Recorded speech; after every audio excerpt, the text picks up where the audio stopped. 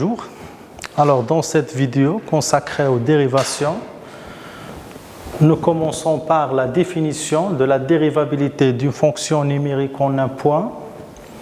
Bien sûr, on va interpréter graphiquement ce résultat et nous terminons par quelques exemples d'application. Et comme application, on va citer l'approximation affine ou bien ce qu'on appelle la fonction affine tangente à une fonction en un point.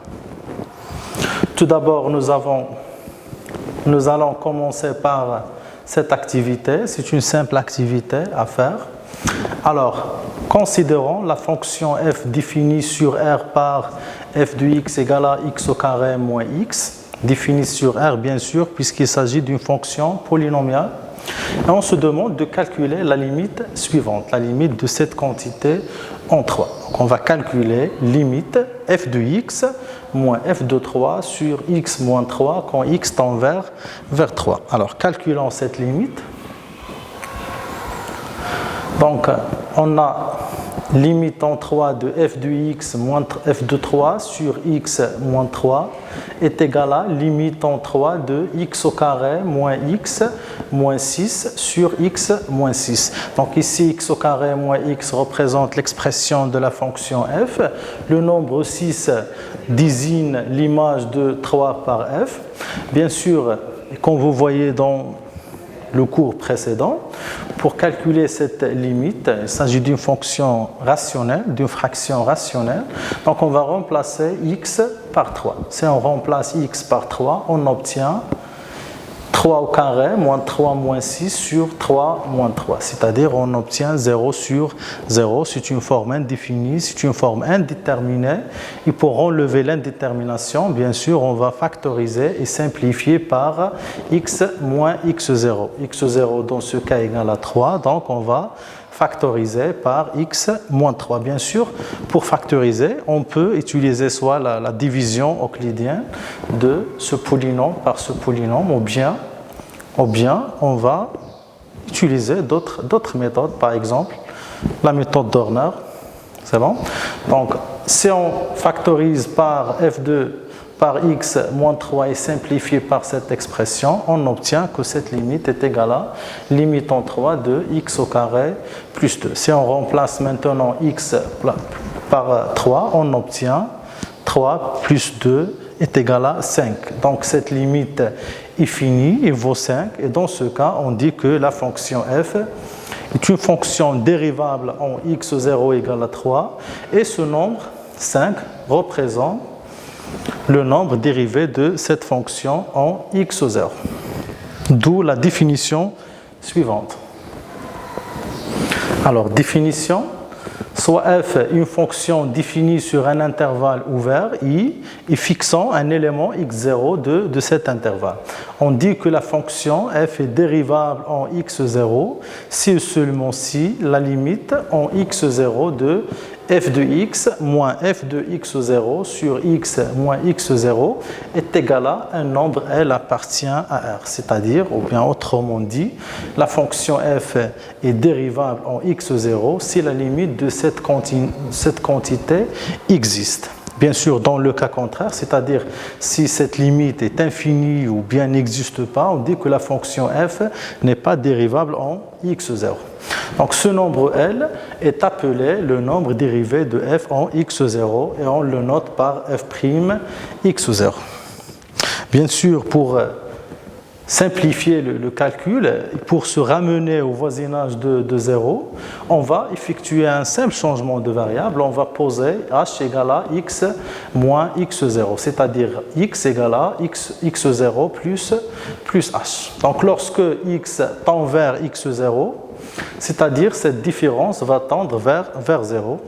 Donc h va tendre vers 0. Et cette limite vaut limite en 0 f de x0 plus h moins f de x0 sur h. Donc on a remplacé x par x0 plus h et remplacé x moins x0 par h. Donc pour étudier la dérivabilité d'une fonction numérique en un point, il suffit de calculer l'une des deux limites puisqu'ils sont égales, sont équivalentes. Et bien sûr, pour concrétiser et pour mieux comprendre la définition, on va faire Un exemple. Exemple. Étudions la dérivabilité de la fonction f en x0 dans chacun des cas suivants. Le premier cas, il s'agit d'une fonction polynomiale et le deuxième cas, il s'agit d'une fonction irrationnelle, une simple fonction irrationnelle. Alors, commençons par le premier exemple. Donc, étudions la dérivabilité de la fonction f définie sur R par f du x égale à x au carré moins 3x plus 4 en x0 égale à moins 1. Donc, on va calculer la limite de f de x moins f de moins 1 sur x plus 1. Donc, ici, x plus 1 représente x moins x0. C'est x moins moins 1, ça fait x plus 1.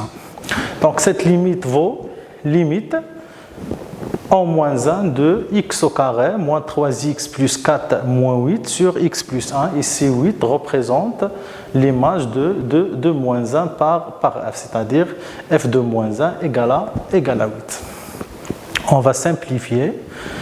Et pour calculer cette limite, on va bien sûr remplacer le x par moins 1. Si on remplace x par moins 1, on obtient, comme dans l'exemple précédent, on va trouver que c'est une forme indéterminée. Pour enlever l'indétermination, on va factoriser et simplifier par x plus 1. Et finalement, on obtient que cette limite vaut moins 5. C'est un nombre fini, appartient à R. Donc, d'après la définition, f est une fonction dérivable en x0 égale à moins 1. Et ce nombre, moins 5, n'est autre que le nombre dérivé de f en moins 1. La deuxième méthode consiste à utiliser la remarque précédente, c'est-à-dire on peut se ramener au voisinage de 0 en calculant cette limite. Donc, limite en 0 de f de moins 1 plus h moins f de moins 1 sur h est égal à limite h au carré moins 5h plus 8. Ici, cette expression représente f de moins 1 plus h. C'est une expression déjà calculée. Moins 8 désigne l'image de moins 1 par f. Bien sûr, si on simplifie par 8, puis on va factoriser et simplifier par le h, on obtient finalement le même résultat, c'est-à-dire cette limite vaut aussi moins 5. Donc, il s'agit bien d'une fonction dérivable en moins 1 et le nombre dérivé de f en moins 1 est égal à moins 5. Étudions maintenant la dérivabilité de la deuxième fonction en x0 égale à 4. Donc, on va calculer la limite en 4 de f de x moins f de 4 sur x moins 4. C'est égal à limite en 4 de racine carrée de x moins 2. Ici, 2 représente l'image de 4 par f sur x moins 4. Bien sûr, si on remplace x par 4, on obtient racine de 4 moins 2, ça fait 0, sur 4 moins 4, ça fait 0. Donc, on obtient 0 sur 0, c'est une forme indéterminée. Et toujours, pour enlever l'indétermination, on va ici multiplier et diviser par le conjugué. C'est-à-dire, on va multiplier le numérateur et le dénominateur par la même quantité, c'est-à-dire par racine carrée de x plus 2. Puis, on va simplifier par x moins 4, on obtient finalement que cette limite vaut lim 4 de 1 sur racine carrée de x plus 2 qui vaut 1 sur 4. Bien sûr, c'est un nombre fini, existe, appartient à R, et par suite, cette fonction est dérivable en 4 et le nombre dérivé de f en 4 est égal à 1 sur 4.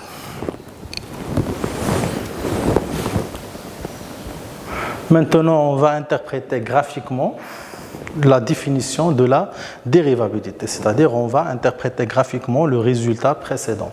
Alors, soit f est une fonction dérivable au point x0, alors CF désigne la courbe représentative de f dans un repère OIG, admet une tangente t au point A de coordonnées x0, f de x0 d'équation y égale à f' de x0 facteur de x moins x0 plus f de x0. C'est-à-dire, si f est une fonction dérivable, alors sa courbe admet une tangente t au point d'abscisse x0 et cette tangente est donnée et définie par cette équation et définie par cette relation.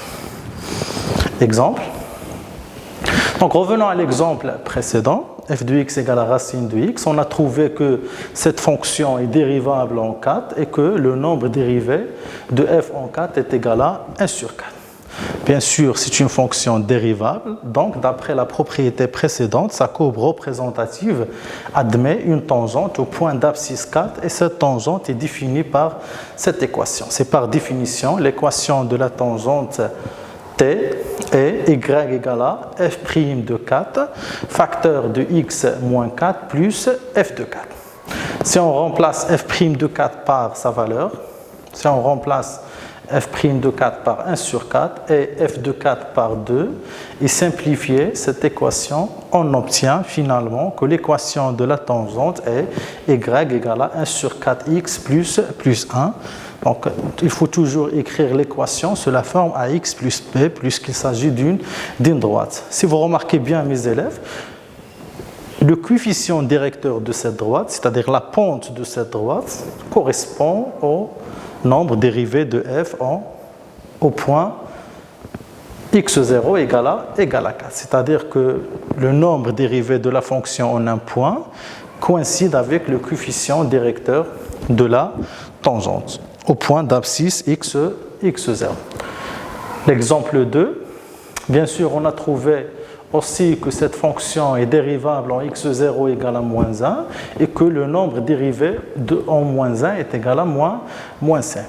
Donc, l'équation de la tangente t est donnée au point d'abscisse moins 1 est donnée par la relation suivante. Y égale à f' en moins 1, facteur de x plus 1, c'est x moins 1, c'est x plus 1 plus f de moins 1. Si on remplace toujours f' de moins 1 par sa expression, sa valeur qui est moins 5, et on va remplacer f de moins 1 par 8 et simplifier, on obtient bien sûr que l'équation de la tangente est y égale à moins 5x plus 3.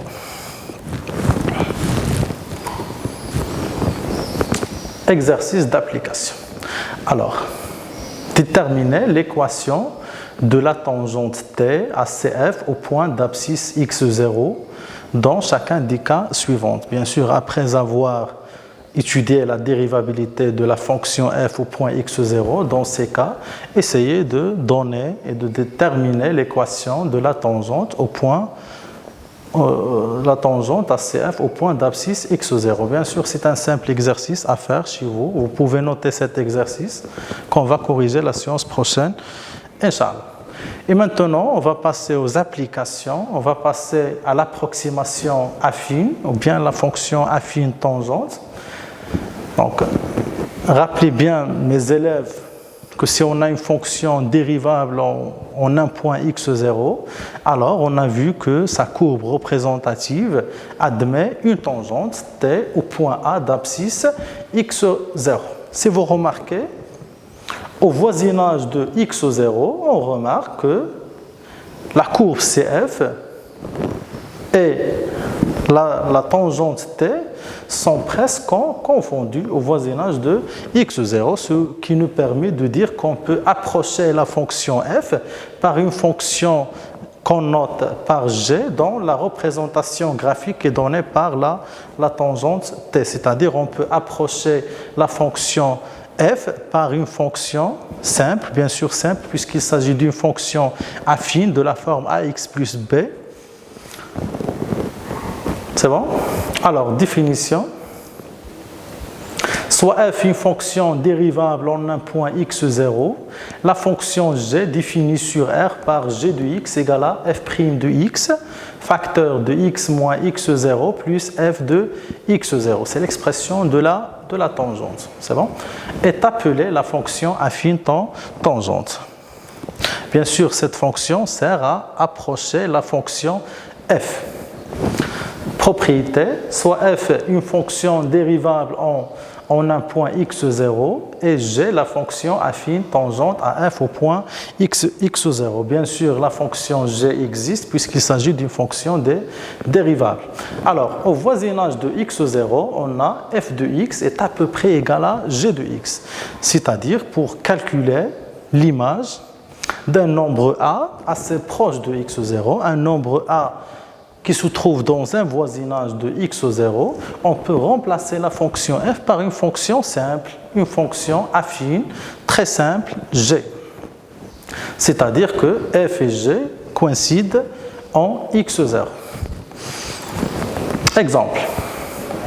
Donc, considérons la fonction f définie sur l'intervalle moins 1 plus l'infini par f de x égale à racine carrée de x plus 1. Étudier la dérivabilité de la fonction f en x0 égale à 0. Deuxièmement, déterminer la fonction affine tangente à f en x0. Et par suite, on va déduire une valeur approchée de ce nombre, c'est-à-dire on va donner une valeur approchée de racine carrée de 1,002. En fait, le but de cet exercice est de donner une valeur approchée de ce nombre. Alors, commençons par la première question. Donc, on va calculer la limite de cette quantité. Donc, on a limite f de x moins f de 0 sur x moins 0 est égal à limite racine carrée de x plus 1 moins 1 sur x. Moins 1 ici représente f de 0. Et racine carrée de x plus 1, c'est l'expression de f. Bien sûr, si on remplace x par 0, on obtient une forme indéterminée de type 0 sur 0. Donc, pour enlever l'indétermination, on va multiplier le numérateur et le dénominateur par la même quantité, par le conjugué de cette expression. Puis, on va simplifier par le x. On obtient que cette limite est égale à limite en 0 de 1 sur racine carrée de x plus 1 plus 1. Bien sûr, si on remplace x par 0, on obtient comme limite 1 sur 2, c'est un nombre fini. Et par suite, f est une fonction dérivable en x0 égale à 0. Et le nombre dérivé de f en 0 est égal à 1 sur 2. La deuxième question, déterminons G la fonction affine tangente à f en x0 égale à 0. Bien sûr, d'après la question précédente, f est une fonction dérivable en x0 égale à 0. Donc, CF admet une tangente, bien sûr, au point d'abscisse x0. Et par suite, la fonction affine g à f en x0 égale à 0 existe et est définie par l'équation est définie par la relation suivante. Alors, la fonction affine tangente à f en x0 égale à 0 et la fonction g définie sur R par g de x égale à f' en 0, facteur de x moins 0 plus f de 0. On a déjà trouvé que f' en 0 est égal à 1 sur 2 et f de 0 est égal à 1. Et par suite, la fonction affine est donnée par cette relation. Donc g de x égale à 1 sur x 1 sur 1 demi-x plus 1. Maintenant, on va déduire une valeur approchée de racine carrée de 1,002. Donc, on a racine carrée de 1,002 égale à racine carrée de 0,002 plus 1. C'est égal à f de 0,002. Donc, ce nombre 0,002, c'est un nombre assez proche de 0. Donc, on peut appliquer l'approximation affine puisque ce nombre se trouve dans un voisinage de 0. C'est-à-dire, pour calculer l'image de ce nombre, on peut remplacer une fonction ou bien la fonction f par la fonction g, par la fonction simple, par la fonction affine. Et par suite, f de 0,002 est à peu près égal à g de 0,002. On a remplacé f par g, puisque cette approximation est valable, puisqu'on est dans un voisinage de 0. C'est égal à 1 sur 2 fois 0,002 plus 1, c'est égal à 1,001. Et par suite, ce nombre est une valeur approchée de racine carrée de 1,002. Donc, comme première application de la dérivation, Bien sûr, la dérivation sert à donner des valeurs approchées à des nombres, sans utiliser bien sûr la calculatrice. Et pour finir, je vous laisse avec cet exercice. C'est un exercice à faire chez vous, à tête reposée. Et c'est un exercice qu'on va corriger la séance prochaine, Inch'Allah. Alors, exercice, donner une valeur approchée de 1 sur racine carrée de 1,002. Donc, essayez de donner une valeur approchée de 1 sur racine carrée de 1,002, c'est-à-dire sans utiliser, bien sûr, sans utiliser la calculatrice. Et comme indication, vous pouvez proposer, choisir une fonction et un voisinage et utiliser et appliquer l'approximation affine. Merci pour votre attention et on se verra dans la vidéo prochaine pour terminer ce cours. À bientôt.